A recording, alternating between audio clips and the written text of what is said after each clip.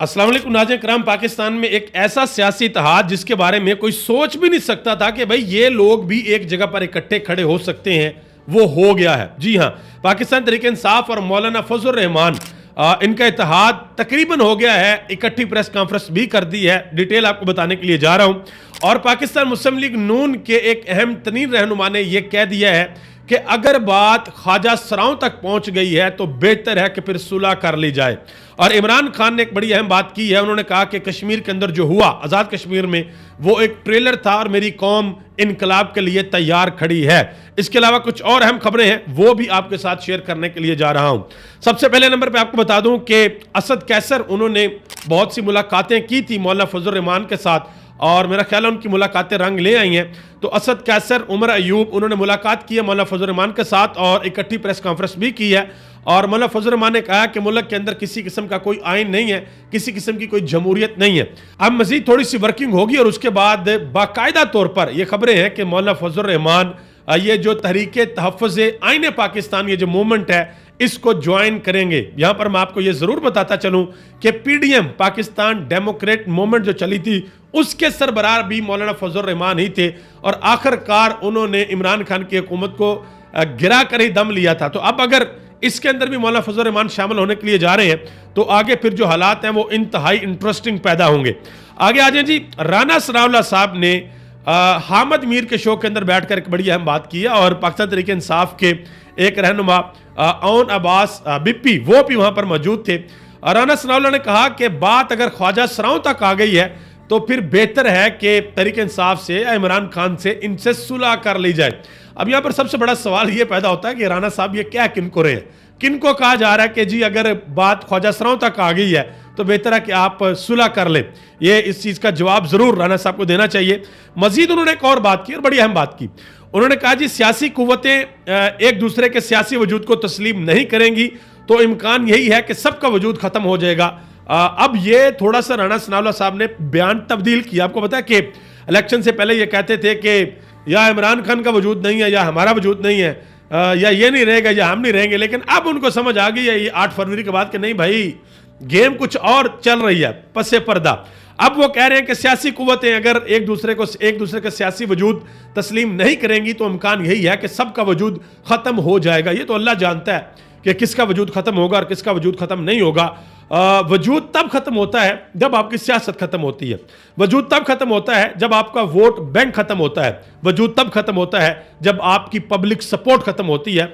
और जिस दिन नून लीग, पीपल्स पार्टी और पीटीआई, जिस दिन इन तीनों जमातों में से किसी जमात की भी पब्लिक सपोर्ट ना रही, उस दिन आप कह सकते हैं कि वजूद खत्म हो गया। लेकिन अगर पब्लिक सपोर्ट मौजूद है तो आप ये नहीं कह सकते कि खत्म हो गया, यानी कि वजूद एक सियासी जमात का खत्म हो गया। अच्छा जी, आजम स्वाति साहब ने एक बड़ी अहम बात की है। उन्होंने कहा जी मेरी इमरान खान से मुलाकात हुई है और इमरान खान ने उस मुलाकात के अंदर एक बड़ी अहम बात मुझे कही है।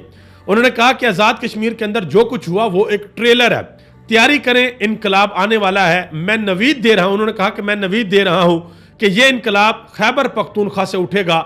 लोग हालात से तंग आ गए हैं। आजम स्वाति साहब ने कहा है कि इमरान खान ने यह बात की है कि आज़ाद कश्मीर में जो हुआ वो ट्रेलर था और अब इनकलाब आने वाला है और मेरी ये नवीद है कि ये जो इनकलाब है वो खैबर पख्तूनख्वा से उठेगा। और आपको पता है कि खैबर पख्तूनख्वा में भी बड़ी मतलब कि लागतबाजी, बयानबाजी बहुत ज़्यादा चल रही है। फैसल करीम कुंडी जो वहाँ के गवर्नर हैं और जनाब मोहतरम जो केपीके के वजीर आला हैं अली अमीन गंडापुर, उन दोनों की बहुत ज़्यादा लागतबाजी चलती है। उन्होंने यहाँ तक कह दिया कि भाई अगर तुमने गवर्नर राज लगाया तो मैं फिर आकर गवर्नर हाउस के ऊपर कब्जा भी कर लूँगा और मेरे पास आवाम का मैंडेट है और इस मैंडेट को होते हुए मैं किसी को बात नहीं करने दूंगा।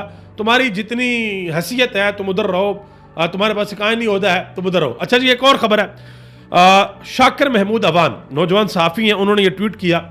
उन्होंने कहा जी डॉक्टर यास्मीन राशिद को जेल में बेहोश होने के बाद हस्पताल मुंतकिल कर दिया गया है। डॉक्टर यास्मीन राशिद की तबीयत गुज़िश्ता 2 रोज से सख्त खराब थी। डॉक्टर साहबा का ब्लड प्रेशर शूट कर गया जिसके बाद वो बेहोश हुई और अब वो सर्विसेज अस्पताल में ज़ेरे इलाज है, ये ज़राए बता रहे हैं। नाज़रीन किराम, आने वाले दिनों में आपको 2-3 चीज़ें बहुत ज़्यादा हाईलाइटेड मिलेंगी। एक तो अभी कुछ दिनों के अंदर आप देखेंगे कि साइफर केस किसी न किसी नुक्कड़ में लग जाएगा और शाह महमूद कराची साहब आपको जेल से बाहर आते हुए नजर आएंगे। ये साइफर केस में अगर वो लंबा काम ना डाला, वो जो डोनाल्ड लू वाला काम अंदर डाल दिया, अगर वो ना हुआ तो वो जल्द बाहर आ जाएंगे।